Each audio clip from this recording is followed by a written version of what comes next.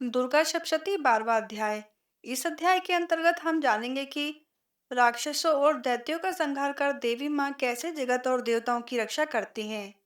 तो चलिए पाठ को शुरू करते हैं। सर्व मंगल मांगल्ये शिवे सर्वार्थ साधिके शरणे त्र्यंबके गौरी नारायणी नमोस्तुते।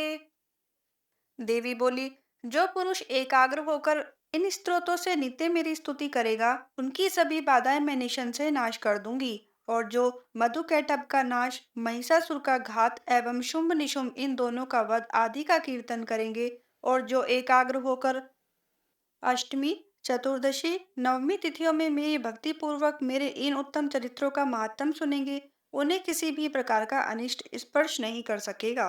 ना पापों से उत्पन्न आपत्तियां उन्हें दुखित कर सकेंगी, ना दरिद्रता प्राप्त होगी, ना प्रिय का वियोग होगा, शत्रु का भय नहीं होगा, लुटेरे तथा राजा से भी कोई भय नहीं होगा, और न ही शस्त्रों से, न अग्नि से, न जल राशि से भय कभी भी ना होगा। इसीलिए मेरा महात्म एकाग्रचित होकर पढ़ना चाहिए एवं भक्ति से सदा सुनना चाहिए।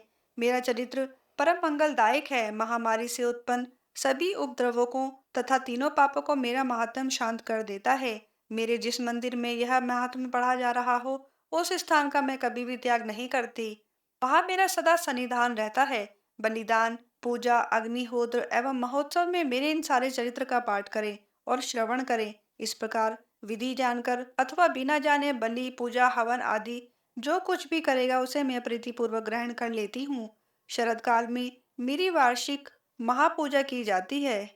उस अवसर पर जो मेरे इस महात्म को भक्ति पूर्वक सुनेगा, उसकी सभी बाधाएं निवृत्त हो जाएंगी और वह धन धान्य पुत्र आदि से संयुक्त हो जाएगा।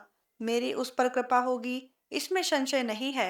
मेरे इस महात्म को, मेरी उत्पत्ति की पवित्र कथाओं को एवं युद्ध में मेरे पराक्रम को जो मनुष्य सुनेगा, वह सर्वथा निर्भय हो जाएगा। मेरे महात्म सुनने वाले मनुष्य के सभी शत्रु नष्ट हो जाते हैं, कल्याण प्राप्त होता है और कुल आनंदित रहता है। सभी शांति कर्मों में स्वप्न देखने पर, ग्रहों की दारुण पीड़ा होने पर मेरे महात्म का श्रवण करें। उनके सभी उपद्रव शांत हो जाते हैं, ग्रहों की दारुण पीड़ाएं निवृत्त हो जाती हैं। मनुष्य का देखा हुआ पूरा स्वप्न सुख स्वप्न हो जाता है। बाल ग्रहों द्वारा पीड़ित बालकों के लिए यह मातम शांतिदायक है। मनुष्य में फूट हो जाने पर यह मातम मित्र कराने में परम उत्तम है। सभी दुराचारियों के बल का भली भांति नाश कर देता है। पढ़ने से ही राक्षस, भूत, पिशाच आदि का नाश हो जाता है और मेरा यह सारा महात्म मेरी सानिध्य प्राप्त करा देता है।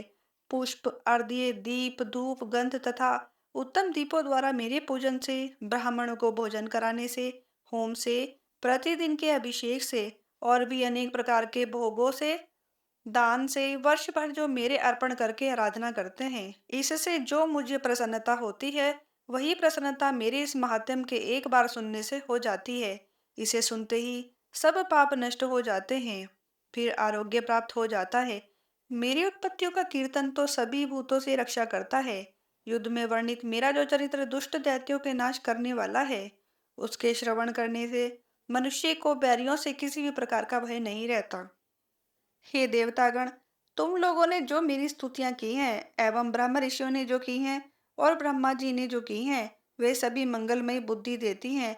वन में शून्य स्थान पर अथवा वन की अग्नि से गिर जाने पर, शून्य स्थान में डाकुओं के गिर जाने से, शत्रुओं द्वारा पकड़े जाने पर अथवा वन में शेर, चीता एवं जंगली हाथियों के पीछा करने पर, क्रोध में आकर राजा ने वध की आज्ञा दे दी हो या कैद में पड़ गया हो, अथवा महासमुद्र में जहाज पर बैठ जाने के बाद भारी तूफान आ जाए, उससे जहाज डगमगाने लगे, ऐसे अवसर पर घोर संग्राम में शस्त्रों का प्रहार होने लग जाए, सब प्रकार की बाधाएं पड़ रही हूँ, किसी महापीड़ा से व्याकुल हो, इस प्रकार की सभी घोर विपत्तियों से इस मेरे चरित्र का स्मरण करने वाला पुरुष छूट जाता है।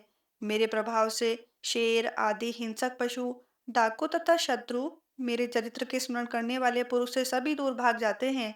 ऋषि बोले, इतना कहकर भयंकर पराक्रम वाली भगवती चंडिका सभी देवताओं के देखते देखते वहां से अंतर्ध्यान हो गई। वे सभी देवता निर्भय होकर पहले के समान अपने अपने यज्ञ भागों के भोक्ता हुए। बाकी दैत्यों का हाल सुनिए। जबकि देव शत्रु शुंभ युद्ध में मारा गया, जो इस जगत में विध्वंस पर तुला हुआ था, जो अतुल भयंकर महापराक्रमी था, उसके मारे जाने पर और फिर महापराक्रमी निशुंभ के भी मर जाने पर बाकी बचे कुछ दैत्य पाताल भाग गए। हे राजन, इसी प्रकार भगवती जगदम्बिका नित्य स्वरूपा देवी पुनः पुनः प्रकट होकर जगत की रक्षा किया करती हैं। यह देवी जी विश्व का मोहन करती हैं, वही जगत को पैदा करती हैं, उसी के आगे प्रार्थना करने पर संतुष्ट हो जाती है, फिर ज्ञान एवं रिद्धि प्रदान करती है। हे राजन, उसी ने ही सारे संसार को व्याप्त कर रखा है। महाप्रलय काल में महामारी के स्वरूप से ही यह देवी ब्रह्मांड भर में व्याप्त हो जाती है। वही देवी समय समय पर महामारी हो जाती है, अजन्मा होते हुए भी वह सृष्टि रूप हो जाती है। वही सनातनी देवी समय समय पर प्राणियों की स्थिति किया करती है। मनुष्य के उन्नति के समय मनुष्य के मनुष्यों के उन्नति समय में वही देवी घर में वृद्धि दायिनी लक्ष्मी रूपा हो जाती है। फिर अभाव के समय विनाश के लिए अलक्ष्मी भी बन जाती है। पुष्प धूप गंध आदि सामग्रियों से पूजी हुई फिर स्तुति करने पर यही देवी धन पुत्र धर्म में मति शुभ गति आदि प्रदान करती है। बोलिए माँ भगवती की जय। आशा करती हूँ कि आपको मेरी ये वीडियो पसंद आई होगी। दुर्गा सप्तशती के अगले भाग को जानने के लिए वीडियो के अंत में स्क्रीन पर क्लिक करें। अगर आपको मेरी वीडियोस पसंद आती हैं तो आप इनको लाइक कीजिए, शेयर कीजिए और मेरे चैनल को सब्सक्राइब करना मत भूलिए। धन्यवाद।